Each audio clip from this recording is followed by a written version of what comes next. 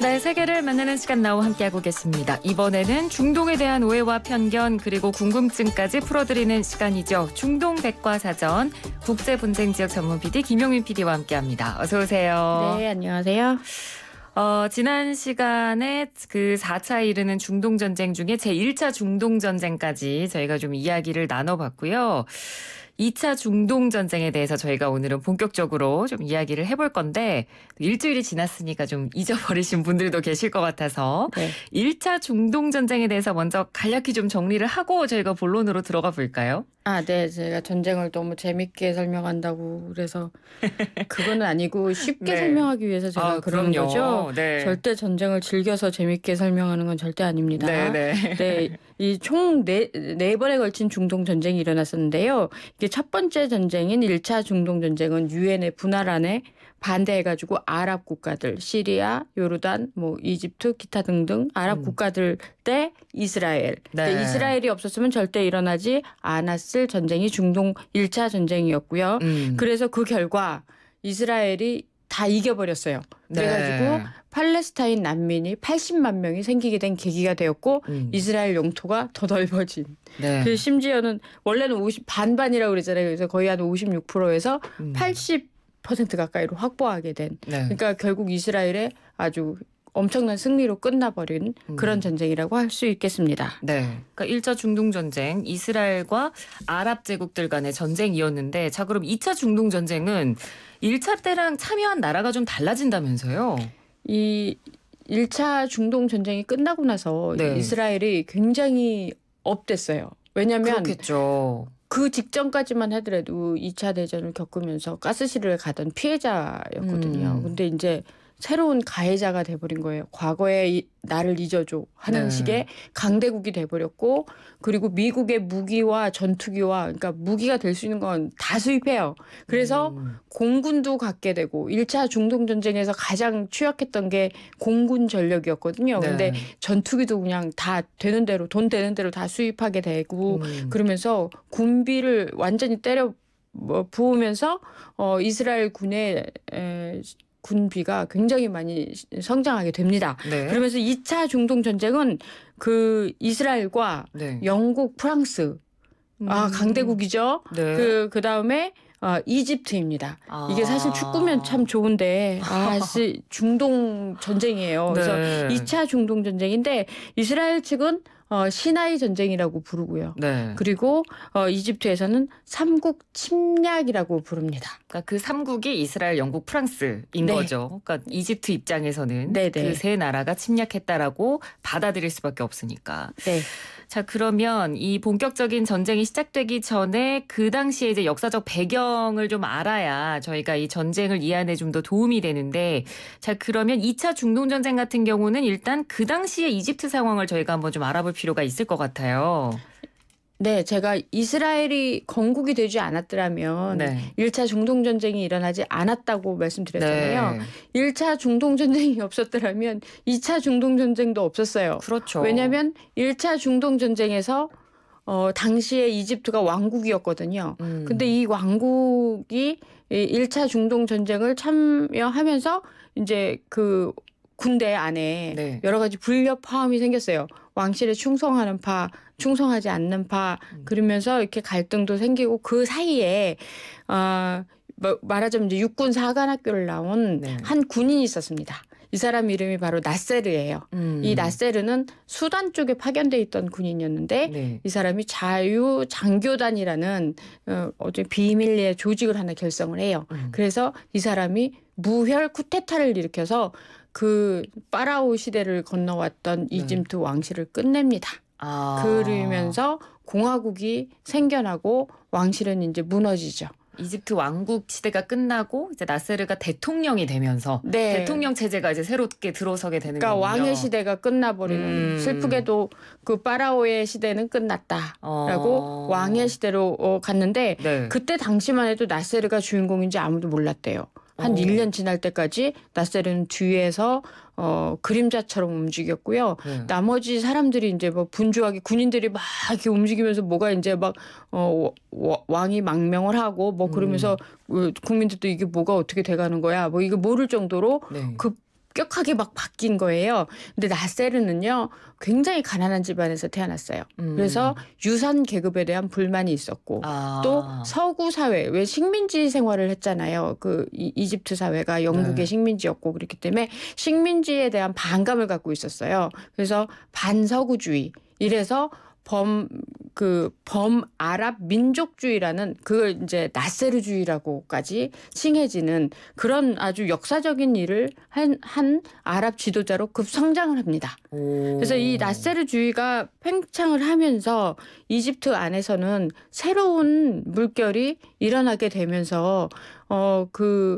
이를테면 여권도 신장하게 되고 또 민주주의가 성장하는 것 같으면서도 도감청이 또 되기도 하고 약간 사회주의 같으면서도 약간 이런 게 나세르주의예요. 저도 읽어보면 네. 민주주의 같기도 하면서도 아닌 것 같기도 하고 이게 나세르주의예요. 그래서 이 나세르주의가 팽창을 하면서 이집트 사람들이 어느 정도 그 아랍 국가라는 어떤 자부심 이런 것들을 심어주는데 나세르는 계속 힘을 기울였어요. 그러면서 이 2차 중동 전쟁의 씨앗이 바로 뭐였냐면 네. 댐입니다. 댐이요? 댐과 운하예요. 그 댐 아수안 댐이라고 이 아수안 지역에 댐을 지으려고 하는데 이 댐 짓는 거에 대해서 되게 그 서유럽에서 이제 자금을 이렇게 대가지고 댐을 짓는다는 건 농사와 또 여러 가지 서구 사회와 엮인 부분들이 되게 많죠. 그렇죠. 그런데 이제 이 부분에서 그 나세르가 이제 동유럽에서 무기를 지원받으려고 했었어요. 그런데 이런 상황에서 그 무기 도입하려고 하던 이제 나세르가 네. 그 아수안댐 건설 지원 자금을 그러니까 미국, 영국, 프랑스 등에서 나세르 그 자금 이런 걸 거부하게 돼요. 그러니까 나세르 열받아 버린 거예요. 왜냐면 빨리 댐 지어야 되는데 돈 안 주잖아요. 네. 그래서 수에즈 운하인데 그 지도를 보면요. 정말 동아프리카 쪽에서 유럽을 가려면요. 거기를 통과하지 않으면 안 돼요. 정말 수에즈 좁아요. 운하는요? 네. 저도 가봤는데요. 네. 아니 이게 그 유명한 수에즈 운하야? 라고 할 정도로 되게 좁아요. 그래서 거기를 통과하려면 통행세를 받겠다 이게 얘기거든요. 근데 그게 원래는 이집트 게 아니었는데 그러니까 서구의 자본을 갖고 와서 했기 때문에 솔직히 말하면 이집트 건 아니었죠. 근데 그걸 국유화해 버렸어요. 그럼 이제 프랑스, 영국 뭐 기타 등등 돈 된 사람들은 얼마나 황당해졌어요. 왜냐하면 돈은 우리가 쓰고 각기는 자기가 가져갔으니까. 네. 그리고 통행세 내래.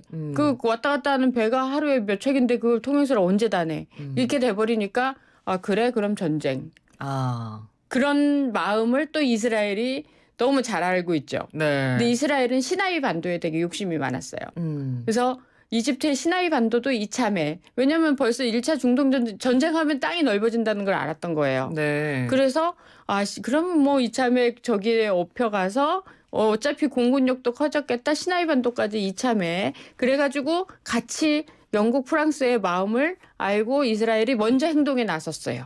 그게 바로 2차 중동 전쟁의 시작입니다. 그러니까 나세르 대통령이 수에즈 운하 이제 앞으로 딱 우리 국유화 만들어서 앞으로 계속 돈도 내 뭐 이런 식으로 하니까 이제 영국과 프랑스가 내 돈 내는데 왜 내가 돈을 또 내 이러면서 화가 나가지고 결국 전쟁이 시작이 되는 건데 사실 이런 뭐 수에즈 운하의 국유화나 그런 통행세뿐만 아니라 이런 수에즈 운하를 이집트가 어떤 국유화시킨다는 건 영국이나 프랑스 입장에서는 뭐라고 할까요? 뭔가 좀 이집트의 권력이 팽창되는 거에 대한 두려움 그런 것들도 좀 있었을 것 같아요. 나세르에 대한 공포심이 있었죠. 그 전에 유럽은 이미 히틀러, 무솔리니 뭐 이런 엄청난 독재자들을 겪었잖아요. 네. 나세르가 제2의 히틀러가 될 거라는 공포심이 있었어요. 그리고 자꾸만 이스라엘에게 그 공포심을 조장을 했어요.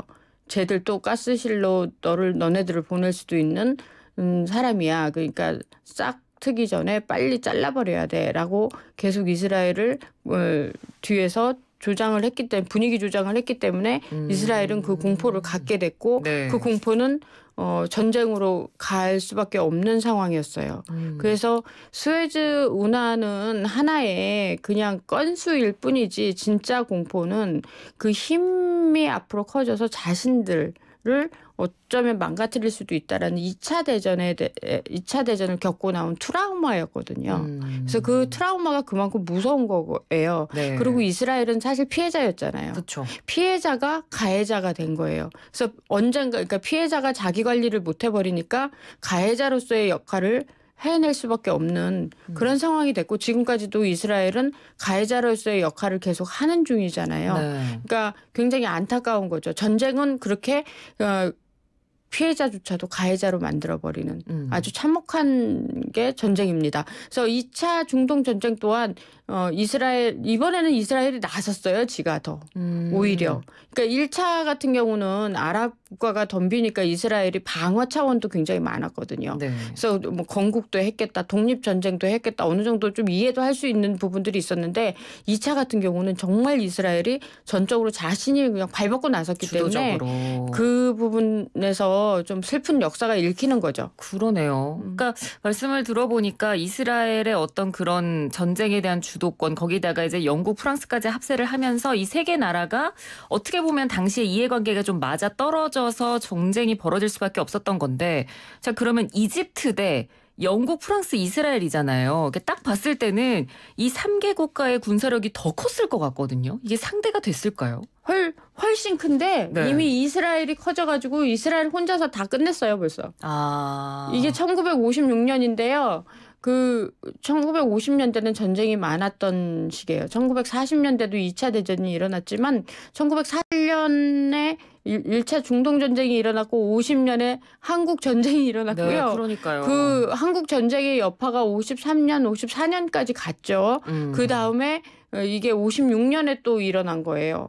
그러니까 전 세계가 전쟁으로 주체를 못한 거죠. 동해번쩍 서해번쩍 하면서 전쟁이 일어나던 시기였고 네. 그때 이제 유엔이 조금씩 성장하던 시기였고요. 그러니까 1차 중동 전쟁에서 중재 역할을 아주 미약하게 했다면 한국 전쟁에서 남북을 분단시키기는 했지만 그래도 국제사회에서 중재 역할을 조금 더 했던 역할이 있고요.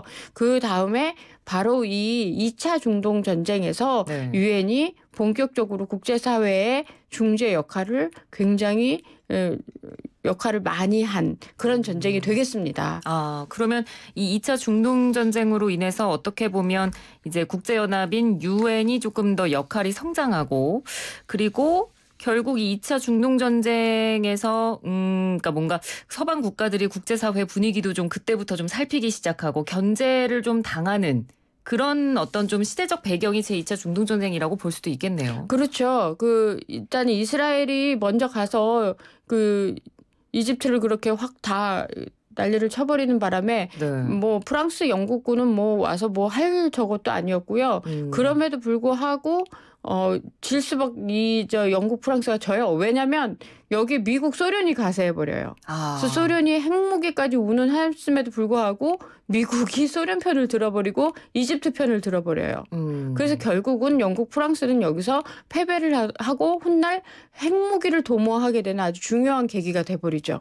근데 사실 여기에 혁혁한 영국의 아주 엄청난 지휘관들 이런 사람들이 이 전쟁에 지는 바람에 뭐 사임하고 못을 벗고 막 이런 아주 비극적인 역사가 영국군 역사 중에 굉장히 치욕스러운 역사거든요. 그래서 이렇게 되면서 이 영국, 프랑스, 이스라엘 다 빈정상해버린 거예요.